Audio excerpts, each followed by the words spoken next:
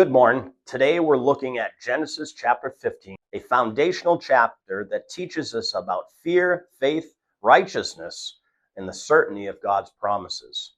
Genesis 15 opens with God speaking directly to Abram in verses 1, saying, "Fear not, Abram, I am thy shield, and thy exceeding great reward."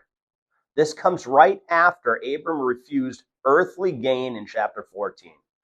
God reassures Abram that obedience has not cost him a blessing. God himself is Abram's protection and provision.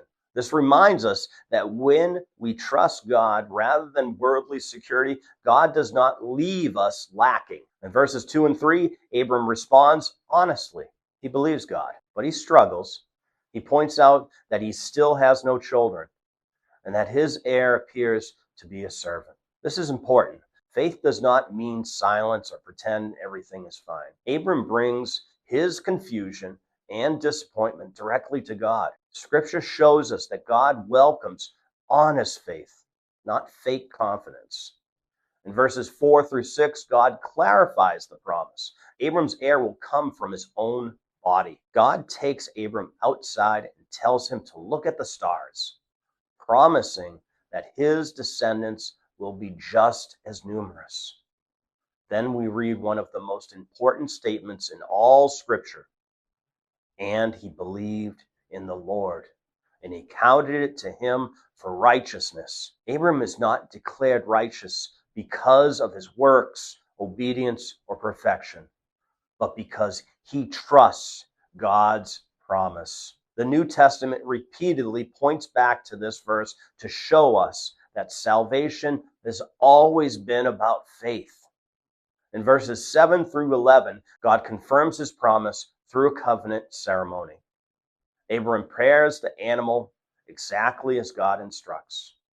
This kind of covenant normally meant that both parties would walk between the pieces, symbolizing that they were bound to the agreement, even unto death. Abram waits, guarding the sacrifice, showing attentiveness and reverence. In verses 12 through 16, God reveals more of his plan. Abram falls into a deep sleep, and God foretells that Abram's descendants will be afflicted in a foreign land for 400 years before being delivered. God explains that the judgment is delayed because the sin of the Amorites is not yet complete. This teaches us that God's timing is purposeful. He is patient, just, and precise in his plans, even when fulfillment is far off. In verses 17 through 21, something remarkable happens. A smoking furnace and a burning lamp pass between the pieces, but Abram does not. God alone moves through the covenant. This shows that the promise does not rest on Abram's ability to keep it, but God's faithfulness. God binds himself to his word. The land promise is declared in full, stretching from the river of Egypt to the Euphrates. The covenant is sure because God guarantees it. This chapter, of course, points us clearly to Christ. Just as God alone secured the covenant with Abram, Jesus Christ secures the salvation entirely by God's work, not ours. We are made righteous by faith, not by our effort, not by any works. The promise of God are fulfilled because God keeps them, not because we never struggle. As you go throughout today, bring your fears and unanswered questions honestly before God. Talk to him, pray to him. Choose to trust his promise even when fulfillment feels delayed.